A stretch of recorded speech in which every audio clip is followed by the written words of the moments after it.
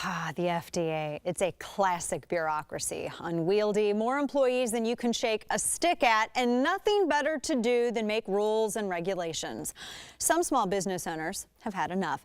Joining me now is Tom Kakadelis, owner of Charlotte, North Carolina-based Outland Cigars, who says the FDA is threatening his ability to stay in business with their new regulations. Also joining me is Liz Harrington of the Washington Free Beacon to discuss the policies and just how far-reaching they are. Thank you both so much for joining me. I appreciate it.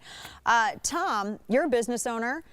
Give me some insight. How were these new regulations? I'm trying to understand why they even need these new regulations. How is this going to affect you? Well, thank you for having me, Dana. The regulations affect small business because mostly it comes down to money.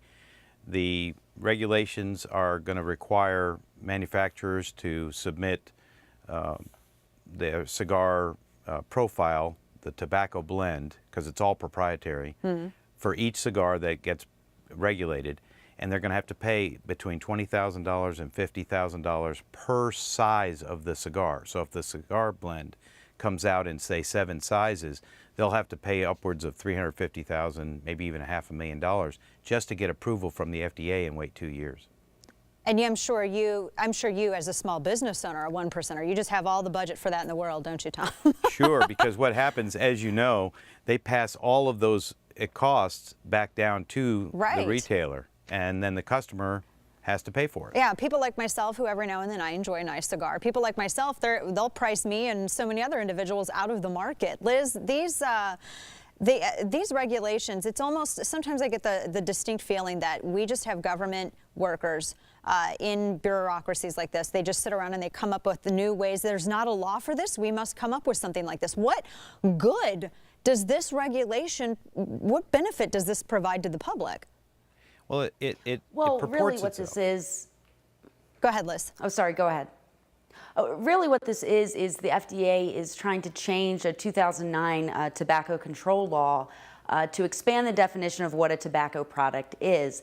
And simply the FDA would deem products like cigars and electronic cigarettes as a tobacco product, which would put it under its authority to regulate. And really what I believe this is the FDA has been wanting to regulate electronic cigarettes. They've been anti-electronic cigarettes for some time, and this gives them an opportunity to not only put health warnings, make the companies have pre-approval for electronic cigarettes and cigars, and to make money off them at the same time. This gives them the opportunity to finally get that regulatory power. What's the problem, Elizabeth Harrington, what's the problem with, why are they so against e-cigarettes? I mean, I thought that this was a really great cessation method. This is something that, you know, I've seen it, they've been marketed as almost healthier. It just seems unlikely for the party that pushes marijuana legalization that they would want to come up with regulations against this. What's the insight into that?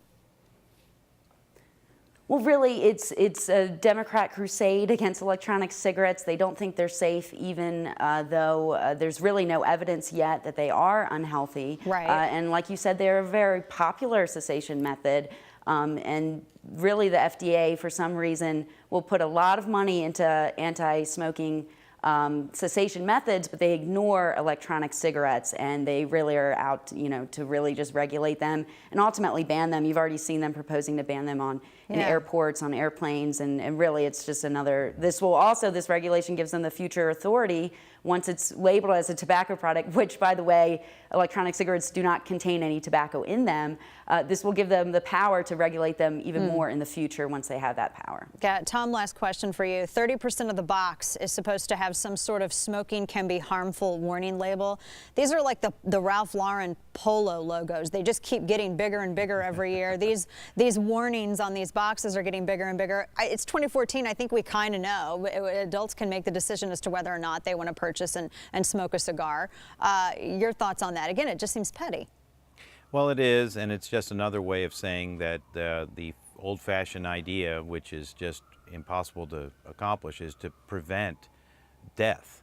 And when there's a free society and people have the opportunity to enjoy a fine cigar, they're hoping that by regulating it and over-regulating it, that they will prevent the possible death from something that's done.